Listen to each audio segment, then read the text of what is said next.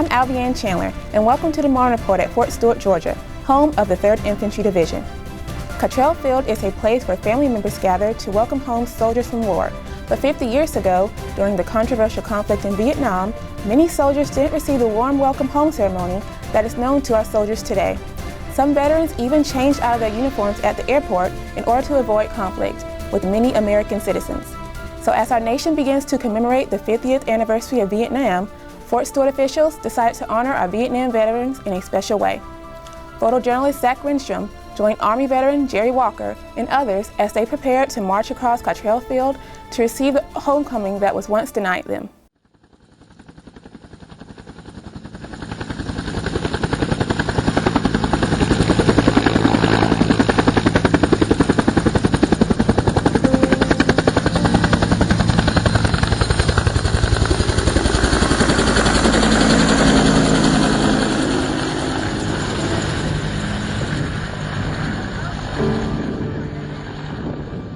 On behalf of myself, Command Sergeant Major Lewis, Brigadier General Blackburn, who you will see on the field, and Command Sergeant Major Varner, we want to welcome you all to Fort Stewart and really welcome you home. As you know, many of the Vietnam veterans have supported our soldiers coming home over the last 12 to 15 years of conflict, and to all us soldiers in uniform, you just don't know how much that means to us. So really, it is just a small token of our appreciation to return that favor to you all here today. So please know that America cares, and your United States Army, your Marine Corps, your Navy, your Coast Guard, and your Air Force all love you all very much. And from Sergeant Major, myself, and all the soldiers currently serving, we thank you all for what you've done for this nation. Being a part of this ceremony today, it gives me the greatest privilege to be here for those who gave their life and their sacrifice for our freedom, in which we still have in the United States.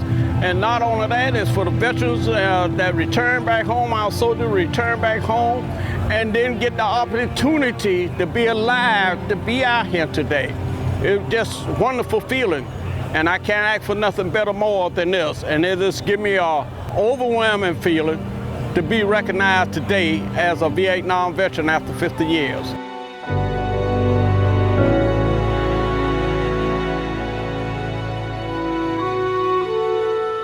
Getting off that bus, hearing the screams from the people in the stands, the wives, the daughters, the cousins and relatives just screaming, and marching out on the field across hollow ground, it just makes you feel great that we can come across this field and have the ceremony on this field.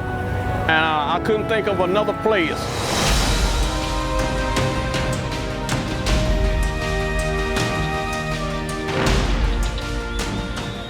We didn't receive this when we came home.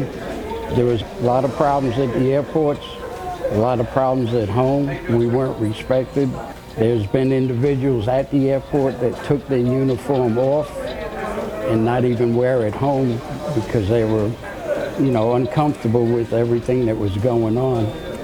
For me personally, it's my welcome home. I've waited 48 years for this, and it's to remember my brothers and sisters that didn't return also.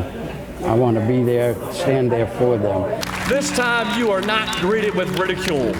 This time you are welcomed home with open arms for the great things that you have done and furthered the honor of our nation and your devotion to duty. And how fitting again is it that you walk across this field after the brutal conditions of war that you faced, where everyday bravery, integrity, teamwork, dedication, selfless service were tested and time again passed by those before you. How fitting is it that you are here today with us, and how great for us here to be able to welcome you home.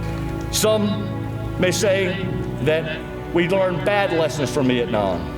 But I would tell you, as would the soldiers before you tell you today, we learned some phenomenal lessons in Vietnam, in counter-guerrilla operations, in counterinsurgency operations, in the all-volunteer force established across all the components of the United States Army. We learned some phenomenal lessons we could never have learned without your dedicated service and sacrifice. And for that, we come here to honor you today.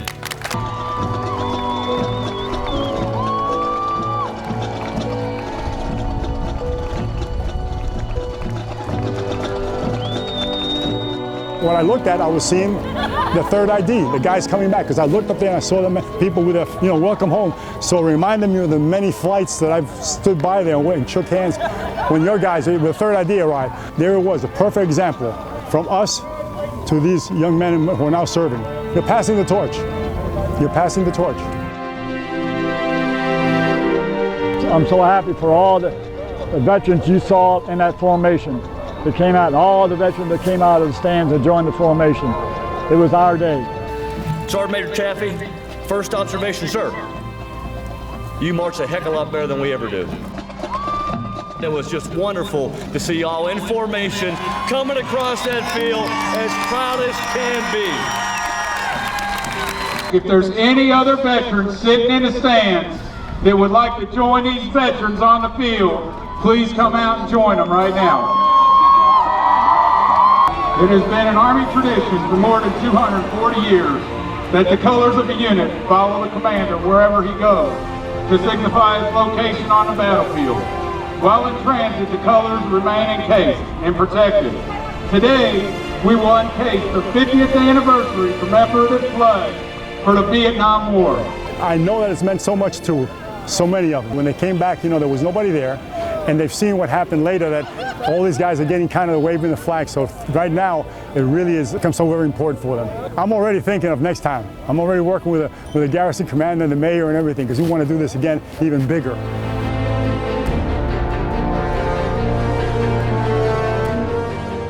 Thank you for watching the Marne Report. For more videos, go to youtube.com, search for the Marne Report, and subscribe to our 3rd Infantry Division channel so you will never miss an episode. Rock of the Marne.